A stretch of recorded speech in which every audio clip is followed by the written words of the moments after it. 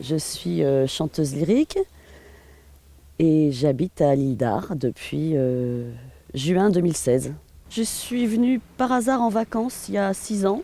On a quasiment passé toutes nos vacances depuis 6 ans ici. Avant, j'habitais Paris.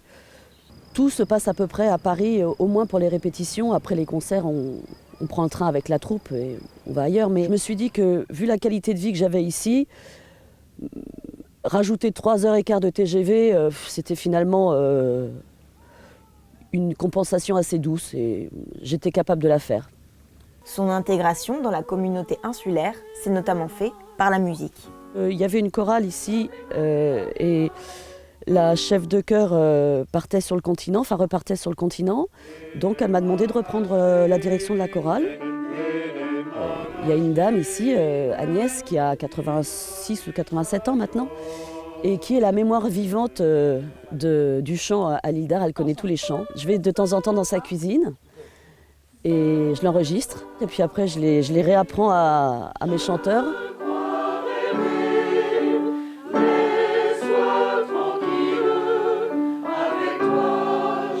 Un jour, j'arrive, j'étais au café et j'entends une conversation à côté, ce pauvre, je ne sais plus qui, Yvan, Joël, je ne sais plus, qui aimait tellement la musique, il va être enterré sans musique. Alors je dis, bah, si ça peut vous dépanner, moi je fais un peu de...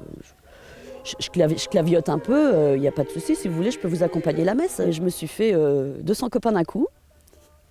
Et le lendemain, sur mon paillasson, j'avais un cajot de pommes, un bar, des patates, voilà. Alors mon fils, c'est aussi un peu pour ça qu'on s'est installé à l'île d'Ar, mon fils veut être marin. Donc c'était plus facile d'être à l'île d'Ar qu'être à la porte de la chapelle.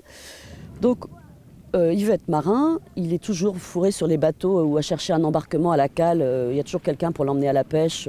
Donc j'ai un de mes choristes qui lui a offert un petit bateau dont il ne se servait plus, une petite plate.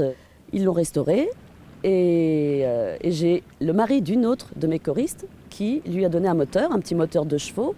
Un autre le mari d'une choriste qui va lui donner des filets, des casiers, et va pouvoir aller à la pêche avec lui.